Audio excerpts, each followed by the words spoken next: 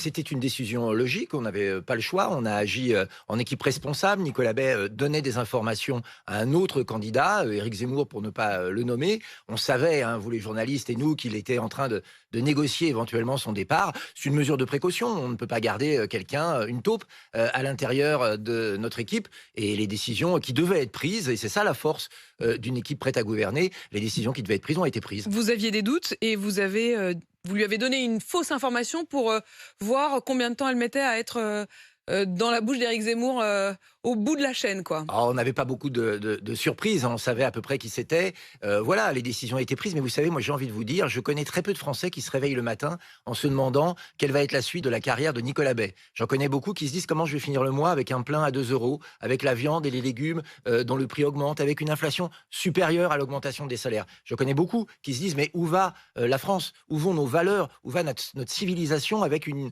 immigration de peuplement qui met en danger tout cela chaque jour? Et comment je vais protéger mes enfants de l'ensauvagement qui arrive aujourd'hui, y compris dans le monde rural? Je n'ai jamais rencontré personne qui me dise « Mais que va-t-il advenir de la carrière de Nicolas Bay ?» Je comprends bien, évidemment, mais vous comprenez qu'aussi, en termes d'image, quand vous voyez Marion Maréchal Le Pen qui se détourne de la campagne de Marine Le Pen et qui fait de plus en plus de clins d'œil à Éric Zemmour, quand vous voyez en effet plusieurs de vos cadres, c'était Stéphane Ravier le week-end dernier, c'est Nicolas Bay hier, qui s'en vont, ça crée quand même le sentiment que tout le monde vous quitte. Non, pas tout le monde, parce que vous avez cité 4 noms.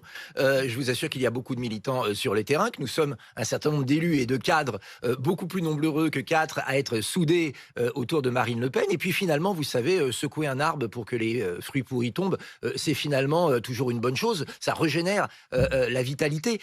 Vous savez, je crois que dans cette campagne, Marine Le Pen est la seule à faire une vraie campagne. Une campagne de fond, avec des propositions concrètes pour montrer qu'elle est prête à gouverner le 24 avril.